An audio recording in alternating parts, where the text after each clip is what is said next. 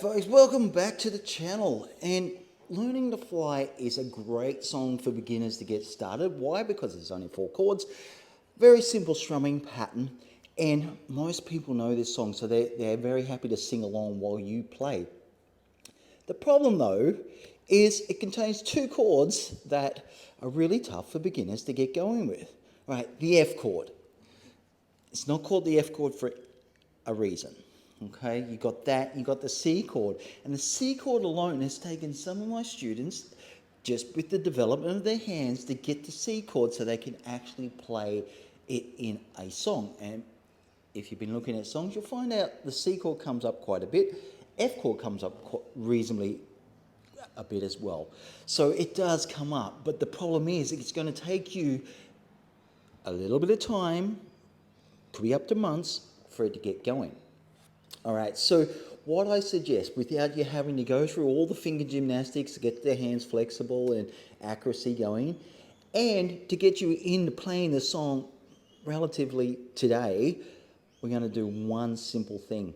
All right, just got to take capo, and I'm going to use the 4 chords that I teach all beginner guitarists to start out with.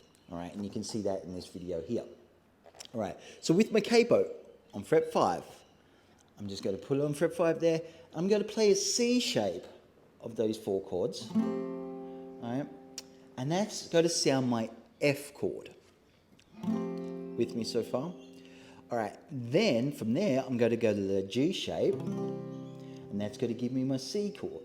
So over here, I've got F, C, followed by A minor to G.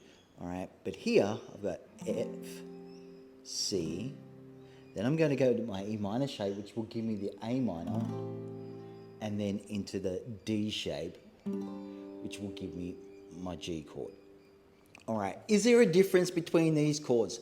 Yes, but for you just beginning, you probably won't notice the difference. And 2, for most people that you play songs to, probably won't know the difference either. They might love music, but know nothing about the guitar. All right, my name's Alan Hopgood from Gold Coast School of Guitar, and in this video, I just want to share with you how you can get going today as a complete beginner, day 1, how to play Learning to Fly by Tom Petty. All right, so we've got our 4 chords: C shape, G shape, E minor shape, D shape. All right, now with this hand, we're just going to strum down, up, all the way. So it's a very simple strumming pattern, just down, up, down, up. All right? But each chord moves every 2 beats. All right? It's what we call a split measure. You don't have to get into the technical terms, but it's just... So I'm going F, C,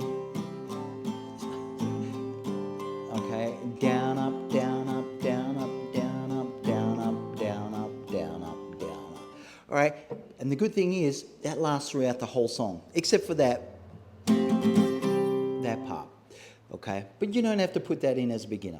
No need to worry about that. But like for the whole song, it just does that. So it's relatively easy when we take these tricky open chord shapes and put them into easy change shapes, that just 1 finger, 2 fingers, depends how you play it, and you can get going playing this song today. All right, so we got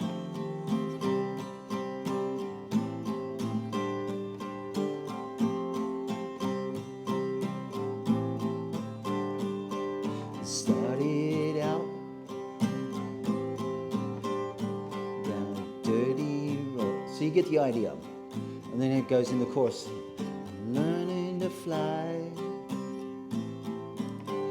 So on and so forth. Same chord progression all the way through, same strumming pattern all the way through.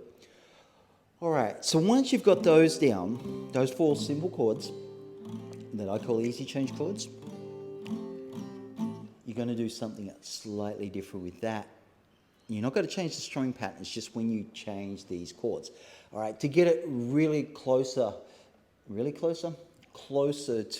the actual recording, all right.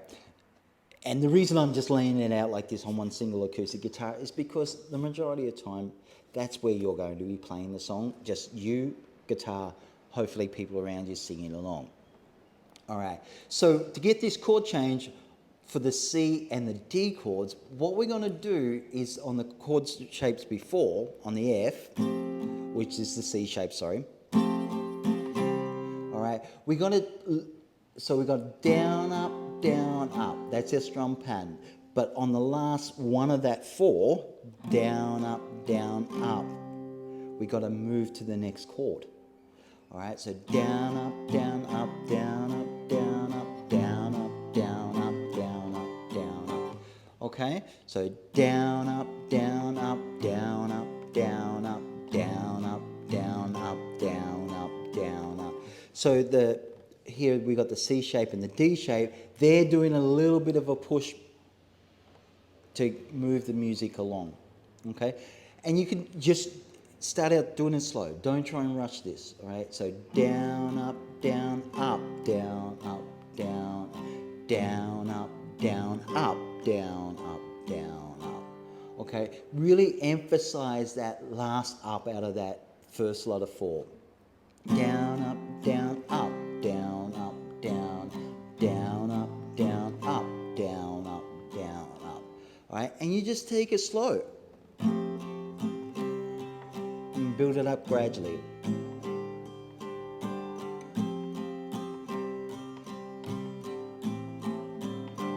Okay, and that'll help get your chord changes going, get the strumming hand going, getting that sense of rhythm, and getting you into playing the song. All right, instead of waiting for months doing work.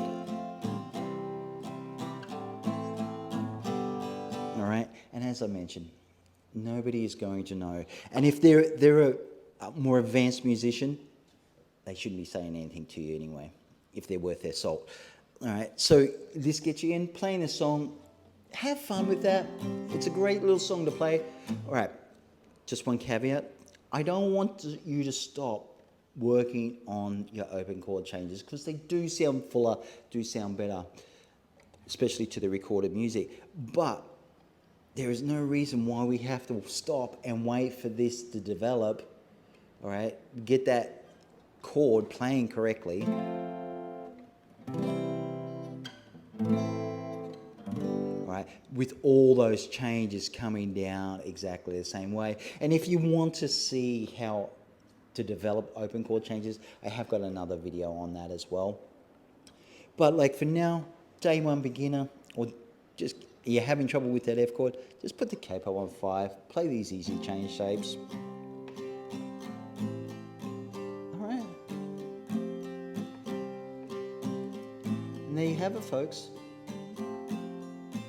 See you in the next one. Here's playing songs for fun.